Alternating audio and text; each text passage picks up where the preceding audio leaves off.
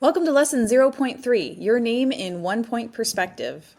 The lesson objectives are to use the drawing method of linear perspective to create a drawing of your name that uses one-point perspective. Essentially, you're using block letters to create a drawing of your name that looks three-dimensional, and you're following along with an instructional video to create your drawing. So what is linear perspective?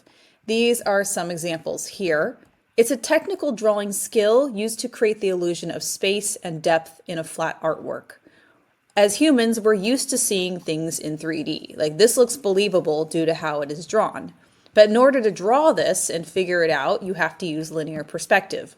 Technically, it's a system of drawing, and it makes objects appear close or far away. And linear perspective also establishes a point of view for the artwork. For this drawing, we are going to use one-point perspective. With one-point perspective, it uses one vanishing point, and you can see that being used in this image here. The vanishing point is somewhere right here. This is probably about eye level for the camera, but you can see how everything looks like it's going right to the center. Everything's going to the center, so there's one vanishing point. This also uses one-point perspective, and the way the buildings extend into this middle part of the sky. Now this uses two-point perspective, which means it has two vanishing points. There's one somewhere over here, and then there's one somewhere over there. So with this method, as you can see though, it makes things look three-dimensional. So for this drawing, you will create block letters, your name, and use linear perspective to make the letters look three-dimensional. And you've got three examples here. Then you're going to apply color and patterns to your letters to embellish the drawings. There is some important vocabulary you need to know. So, point of view. This is the position from which something is observed. Usually we see a lot of things at eye level, but sometimes we see things at a bird's eye view and a worm's eye view. The horizon line. This is essentially your eye level, but it's a literal horizontal line in a drawing. It's the line at which the sky and earth appear to meet. So in this drawing here, this is the sky, this is the ground, and the vanishing point goes right through it. There's also the vanishing point. This is the point where converging lines seem to disappear.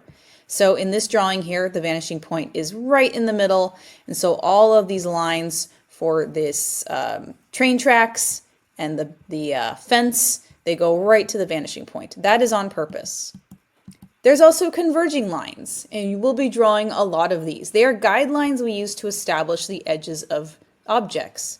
So you can see a lot of converging lines in this diagram. There's the horizon line, there's the vanishing point, and without these converging lines, it is very hard then to draw your objects and make them look 3D. And converging lines always converge at the vanishing point. That's why they're called converging lines. There's also depth. So what we're doing with linear perspective is we're making something appear close and far away. There's a sense of depth in this diagram, right? We get that these boxes are closer, and these ones are in the middle, and these ones are farther away towards the center. This drawing here uses linear perspective, and so it creates a sense of depth. You can see it in this name here. Now, this is not quite what we're doing, because the problem with this drawing is everything, yeah, there's converging lines, and they converge at a vanishing point, but there's really no edges to the letter. So what you'll need for this drawing is a pencil. We're not using any pens yet. You'll need an eraser that actually works because you'll be needing to do some erasing. You'll need a ruler for measuring and drawing straight lines. You need paper for this drawing. You'll need colored pencils to apply color later on. And later on, you'll get a black pen to add decorations. This was my example that I did for my last name. So you can see that there's a vanishing point and a horizon line here at the top. I'll show you how to establish that. And I used converging lines to make my block letters look mostly thick. And then I would be adding designs. So this was what I did for my first name.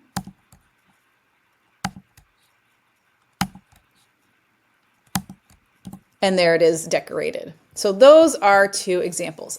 There are a few requirements for this little project though. you should be using your name. The name should be at least 6 letters. And if you're thinking, well, my name is short, then I would include your last name. Or you can just use your last name. If you're not sure, of course, you can always ask me for clarification.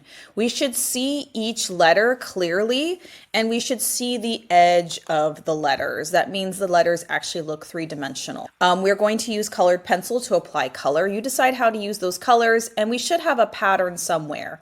Do you need to color the background? That is completely optional. On my examples, I'm going to keep the backgrounds white just for simplicity's sake, but you can go back in later with black pen to add decoration. But you want to make sure that the black pen doesn't ruin what you did with the linear perspective. So what you'll need is your piece of paper. Make sure it is horizontal, and we're first going to establish the horizon line and the vanishing point, just so we have that already established. So we're going to take our ruler and we're going to measure 1 inch from the top of the paper. To find that mark, we're going to make a little tick mark. It's this little tiny mark here made with the pencil, and we're going to do the same thing on this side. Now I'm making 2 tick marks, so you can actually use those 2 lines with your ruler to draw a straight line, because if we don't have those 2 tick marks, it's hard to tell if your line is actually straight and parallel with the sides of the paper. Now, after we have the horizon line, we're going to find our vanishing point. So to make it easy, this paper is 12 inches. So just find the middle of your paper, and that measurement is going to become your vanishing point. So my paper is 12 inches long, which means I'm going to establish the vanishing point at 6 inches. Okay, next step is we need to know how many letters you need for your name. So if I'm going to do my first name, I know I will need 8 letters.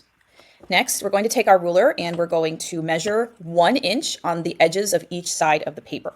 Make a little tick mark. I'm going to move my ruler down. Make a second tick mark. I'm going to do the same thing on the other side here, and I'm moving my ruler up. So now I have 2 tick marks here, 2 tick marks here. I can take my ruler and I can draw a line. Now we're going to keep this line rather light. So this area just establishes the edges for the name. We don't want the letters going off the paper or touching the sides of the paper. We also don't want your name to be too close to the bottom. So I'm going to measure 2 inches from the bottom of my paper, again making 2 little tick marks. And then I'm going to draw a horizontal line.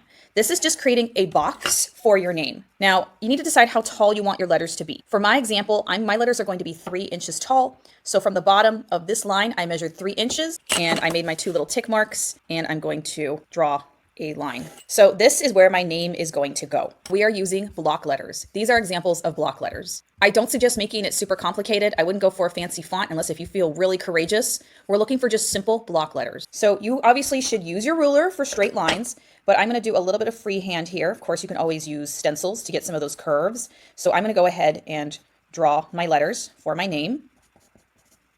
When you're drawing your letters, I do suggest using light lines, though of course we can always take an eraser later on to lighten them.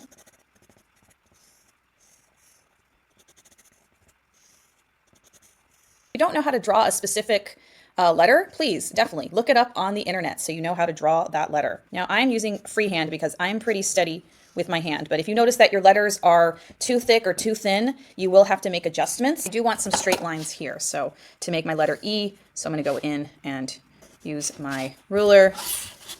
All right, after you have your name drawn, you now need to erase any lines that we do not need. So we don't need the box that contained your name. We need to keep the horizon line and the vanishing point. Very important. We want to keep the horizon line and the vanishing point, but we do not need anything that we used right now to structure your letters. If you notice that your lines are super dark, you can see me for a kneaded eraser. A kneaded eraser is just a flexible gummy eraser, and you actually use it to lighten the pencil marks. After you have all your letters drawn, it's time to draw your converging lines. This is going to help your letters look three-dimensional. So we need to find the top edges of all of your letters, just the tops. So I'm going to work from the left to the right. So you need to use your ruler to get your straight converging lines. So I have an edge here. I also have an edge right here. Now curved letters are going to be a little bit more tricky to draw the edges, but you can see how I made little dots.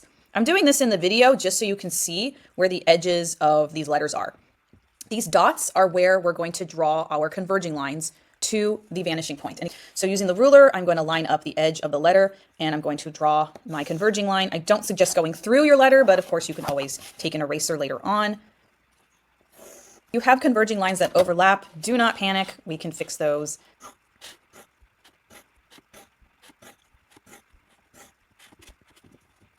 All right, there's a lot of converging lines here, but we're not done. We need to actually cut the tops off.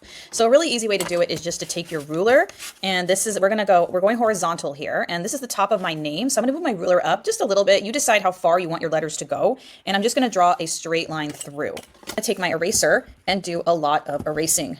Okay, you can see we have some edges here on the top of the letter. So we're going to actually copy the edges. So see how this front here is straight? Well, that's also going to be straight, right?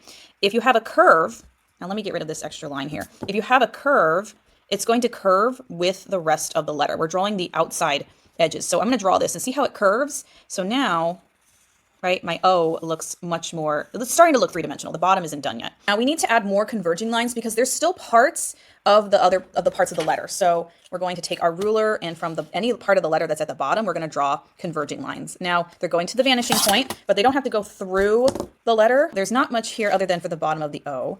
So you want to make sure you're lining up that edge. See? So see how you got that O there. For the T, there is a line going from here. Now it's very close to the vanishing point. You'll notice if you have any edges that are really close to the vanishing point, like it's lined up almost straight, it will be a little bit harder to see. E, so we just need a little line down here. That's going to go right into the side of the end, which can make it easier. You need to do the bottom of the E. Of course, if you kind of miss some of these parts, I will catch you. I will catch you and I'll point it out to you. So now we have the name in 3D. I do suggest keeping your horizon line and vanishing point just in case, but now your next step is adding color with colored pencil. No pen yet, just add color, and we need patterns for your design. There's all different types of patterns. You can do very simple patterns, you can do much more expressive patterns, but it should be something that you can actually fill inside these letters here.